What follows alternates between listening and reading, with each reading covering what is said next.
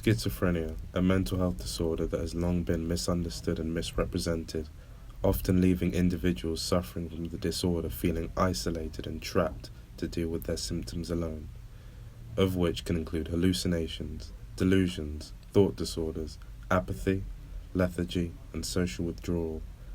However, now, the changes in society and culture and our knowledge of psychology, we're finally starting to understand the real horrors of schizophrenia. So my name is Dr. Nora Vyas. I'm a senior lecturer in psychology at Kingston University. I teach on a variety of different platforms in undergraduate and master's degree.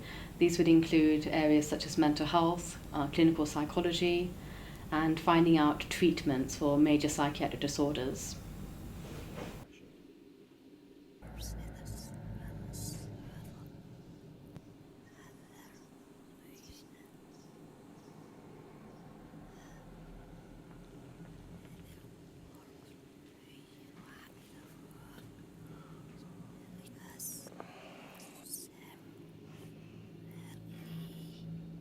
So dealing with a paranoid schizophrenic over the last 18 years, almost continually.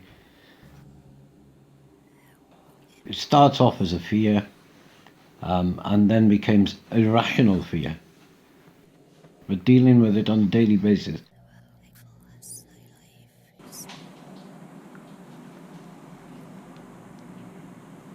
Is somewhat mind-numbing. So patients present with a variety of different thought conditions. These could include neologisms, so the creation of new words which are invented by the patient with schizophrenia. They could also have loosening of associations, which is associated with incoherence of thought and feelings and speech overall. In addition, patients may also present with flat affect, which is a negative symptom which is found in patients.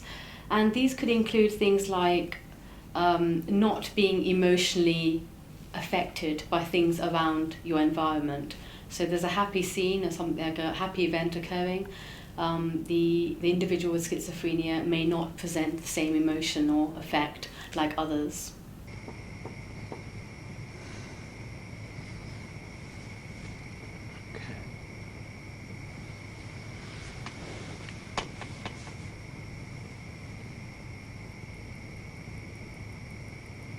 You said that you feel that there's something not quite right. You're having some difficulty explaining that.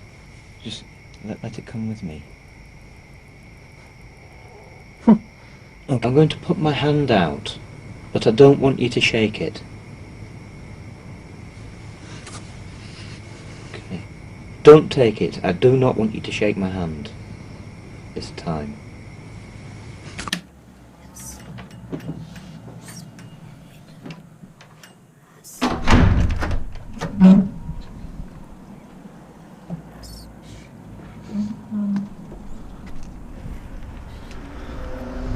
This is stupid.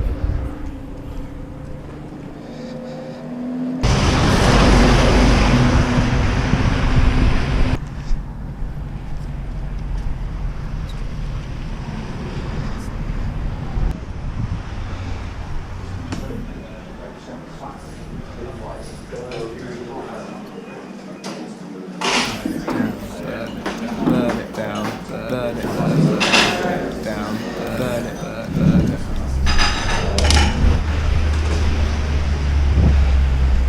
Don't worry, they're armed and loved.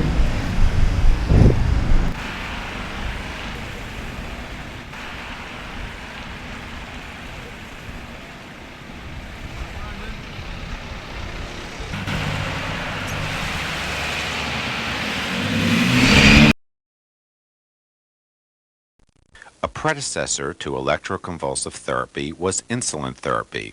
It was used primarily on patients with schizophrenia. The idea was to give patients insulin. The patient would then slip into a coma and, most importantly, would experience a convulsive reaction.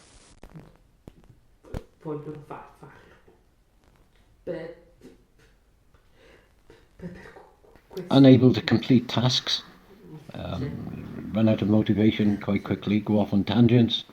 functioning on what to the rest of us would be an extremely simplistic level is not attainable for him most of the time. The inability to work out where sounds are coming from, to hear things properly, even to read and write properly. That the words can actually be speaking to them. What we find is that the relationship between violence and schizophrenia is actually quite low. It only increases when we account for substance abuse. It started off as anxiety at first, for whatever reason we could never ascertain. Unable to deal with everyday trials and tribulations of life.